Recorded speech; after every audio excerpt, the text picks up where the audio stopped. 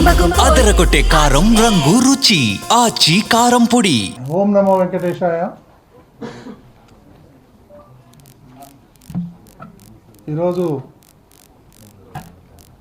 ఈ విలేకరుల సమావేశం ఏర్పాటు చేయటంలో ముఖ్య ఉద్దేశం ఏంటంటే, గత కొన్ని రోజులుగా ఈ నెయ్యి ఏదైతే ఇష్యూ జరుగుతుందో దాని విషయంలో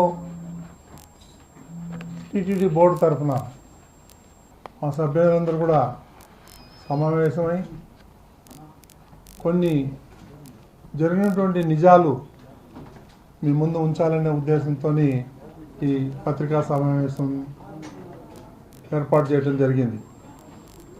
వచ్చిన వాళ్ళందరికీ ధన్యవాదాలు తెలియజేసుకుంటూ,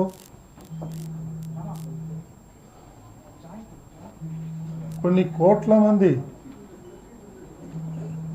హిందువుల మనోభావాలు దెబ్బతీసే విధంగా గత వైఎస్ఆర్సిపి ప్రభుత్వం చేసిన కొన్ని వేల అరాచకాల్లో ముఖ్యమైనది ఈ కల్తీ నెయ్యి. ఈ కల్తీ నెయ్యి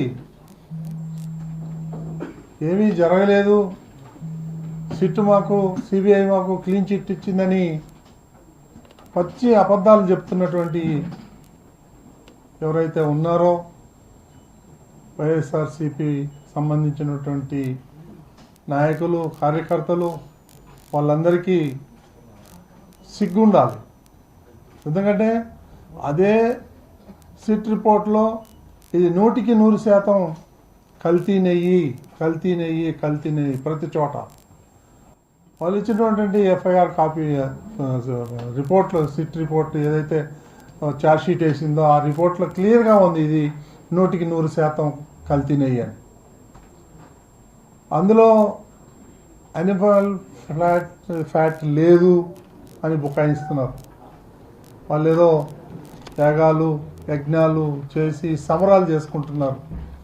వాళ్ళందరూ కూడా ఈరోజు హిందూ సమాజానికి బేషరత్తుగా జగన్మోహన్ రెడ్డితో సహా వాళ్ళు ఎవరైతే ఉన్నారో వాళ్ళ గ్యాంగ్, డకాయిట్ గ్యాంగ్, గజ దొంగలు ఎవరైతే ఉన్నారో వాళ్ళందరూ కూడా క్షమాపణ చెప్పాలి జాతికి, హిందూ జాతికి అని చెప్పి నేను టీటీడీ తరఫున డిమాండ్ చేస్తున్నా. ఎంతోమంది హిందూ దేవుళ్ళని, హిందూ భక్తుల్ని కించపరిచే విధంగా ఈరోజు గత 5 ఏళ్లలో హిందువుల మీద దాడి కూడా జరిగింది. దానికి అనుగుణంగా అందులో ఒక భాగం కల్తీ నెయ్యి. ఈ కల్తీ నెయ్యి ఏదైతే ఉందో డే 1 నుంచి అవన్నీ కూడా మొత్తం వైలేషన్. టెండర్ ఇచ్చినప్పటి నుంచి మీ దగ్గర ఉండొచ్చు ఛార్జ్షీట్లో, టెండర్లో ఏమి ఇచ్చారు, అన్ని వైలేషన్స్.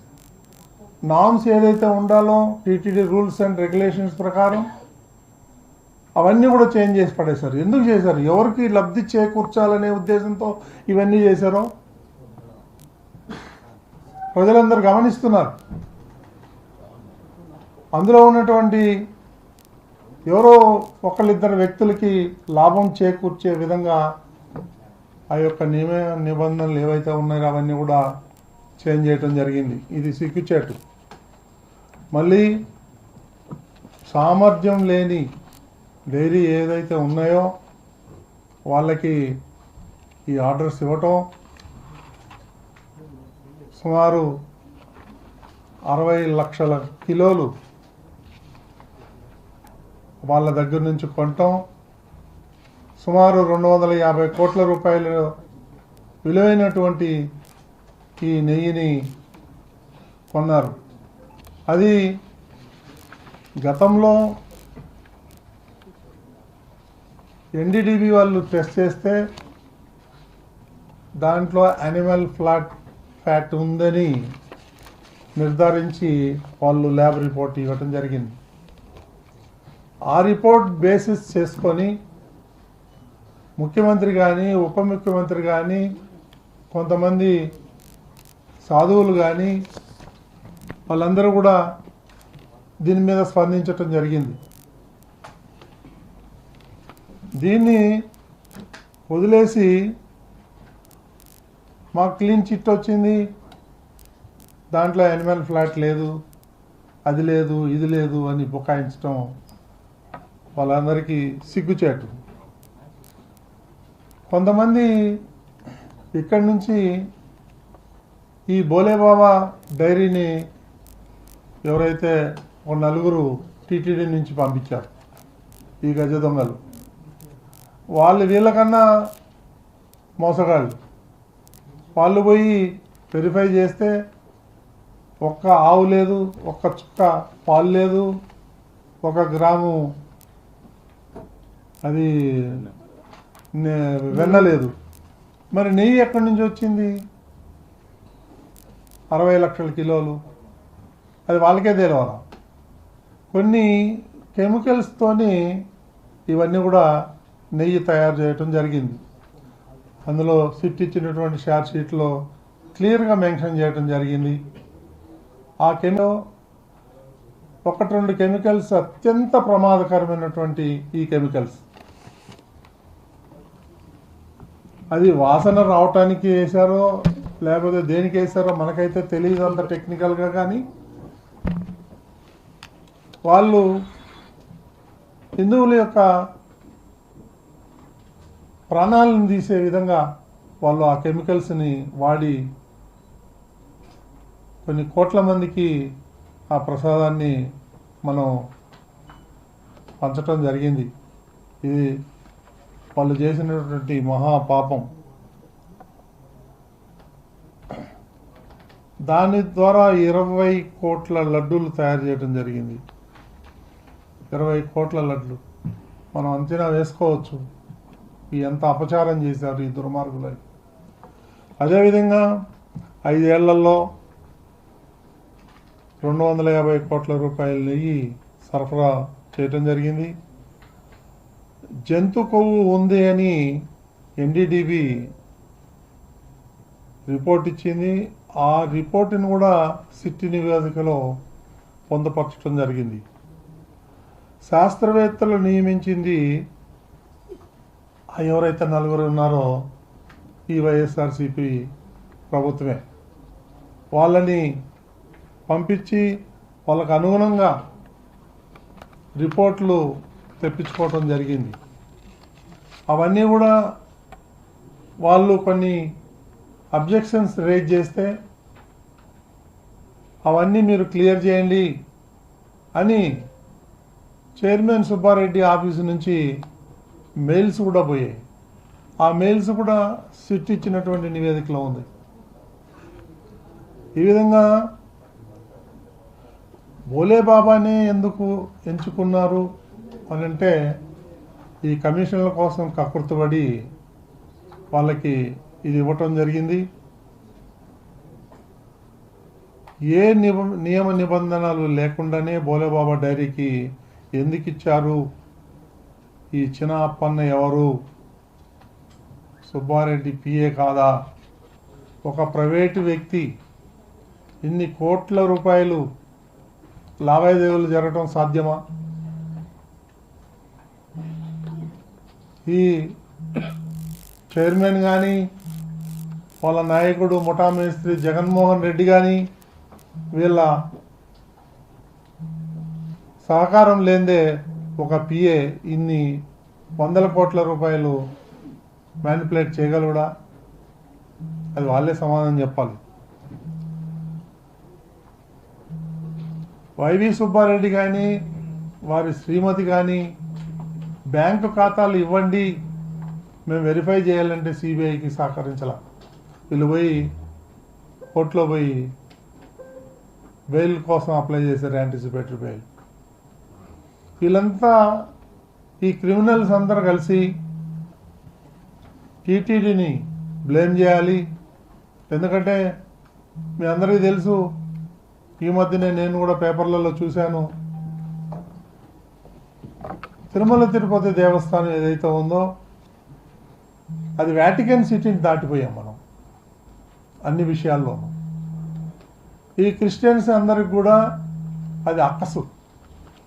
దీన్ని ఎట్లాగైనా తిరుమల తిరుపతి దేవస్థానాన్ని డౌన్ చేయాలి, దీన్ని బ్లేమ్ చేయాలి, దీన్ని బదనాం చేయాలి అనే ఉద్దేశం కంకణం కట్టుకొని వీళ్ళందరూ ఒక ప్రణాళిక ప్రకారం ఇక్కడ ఉన్నటువంటి హిందువుల మనోభావాలు దెబ్బతినే విధంగా తొలి నుంచి వాళ్ళు ప్రవర్తిస్తున్నారు.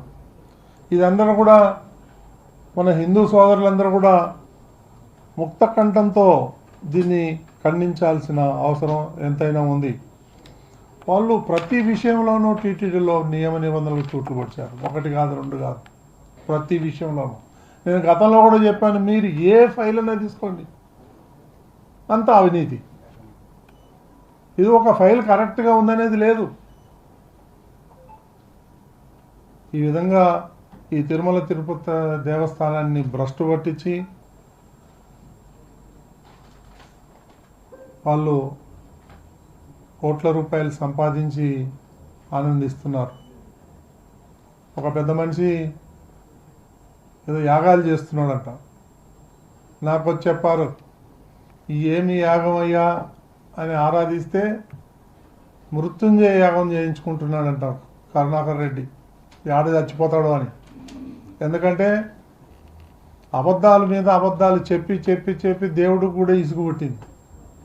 ఆయన తల 1000 ముక్కలు అవుతుందని భయపడుతున్నాడు. అందుకనే ఈరోజు యాగం చేసుకున్నాడు ఇంటికాడ, మృత్యుంజయ యాగం. దాన్ని అంత భయం ఉన్నాడు, తప్పెందుకు చేయాలి? ప్రాణం మీద అంత భయం ఉన్నాడు, ఎందుకు చేయాలి? ఇది మొన్న వేసింది ఒక సప్లిమెంటరీ ఛార్జ్ షీట్ మాత్రమే. ఇంకా సప్లిమెంటరీ ఛార్జ్ షీటు వేసే అవకాశం ఉంది. ఎందుకంటే నేను కూడా డిమాండ్ చేసేది ఏంటంటే, ఆ చిన్నప్ప ఎవరైతే పిఏ ఉన్నాడో ఈ ఆయన అకౌంట్లోకి కోట్ల రూపాయలు వచ్చినాయి. అక్కడి నుంచి ఎక్కడికి పోయింది? సిబిఐ ఛార్జ్ షీట్లో లేదు. నేను సూటిగా అడుగుతున్నాను సిబిఐని, అది ఎందుకు మీరు దర్యాప్తు చేయలేదు? దాని వెనక ఉన్నటువంటి పెద్దవాళ్ళు ఎవరైతే ఉన్నారో వాళ్ళని ఎందుకు బయటపెట్టలేదు? కనీసం నెక్స్ట్ ఛార్జ్ షీట్లో అన్నా, సప్లిమెంటరీ ఛార్జ్ షీట్లో అన్నా ఎవరైతే దీనికి బాధ్యతలు ఉన్నారో, ఎంత పెద్దవాళ్ళు అయినా సరే, వాళ్ళందరినీ కూడా వెలికి తీయాలని చెప్పేసి నేను తిరుమల తిరుపతి దేవస్థానం నుంచి నేను డిమాండ్ చేస్తున్నాను. వీళ్ళందరూ కూడా 5 ఏళ్ల నుంచి హిందువుల మనోభావాలని ఆడుకున్నారు. ఇక మీద మొన్న కొత్త బోర్డు వచ్చినప్పటి నుంచి కూడా ఇవన్నీ అరికట్టాం. ఇవన్నీ కూడా ఈ కూటమి ప్రభుత్వం వచ్చిన తర్వాత ఈ కల్తీ నెయ్యి కూడా బయటకు వచ్చింది.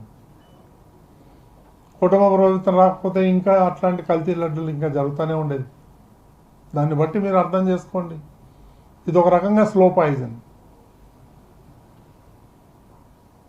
కాబట్టి ఇప్పటికైనా మనం మేల్కొన్నాం, అందరూ కలిసి పోరాడాలి.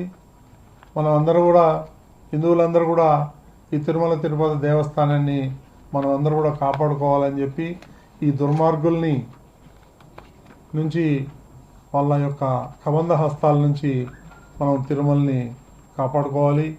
దానికోసం నేను ప్రతి ఒక్క హిందువుని కోరేది ఒకటే, మనం అందరూ ఏకం అవ్వాలి, వాళ్ళ పని భారతం పట్టాలి, వీళ్ళందరి మీద కేసులు పెట్టాలి, వీళ్ళందరినీ జైలుకు పంపించాలి. ఆ కార్యక్రమానికి హిందువులందరినీ నేను కోరుకుంటున్నాను, సహకరించాలని చెప్పేసి నేను అందరికీ విజ్ఞప్తి చేస్తున్నాను.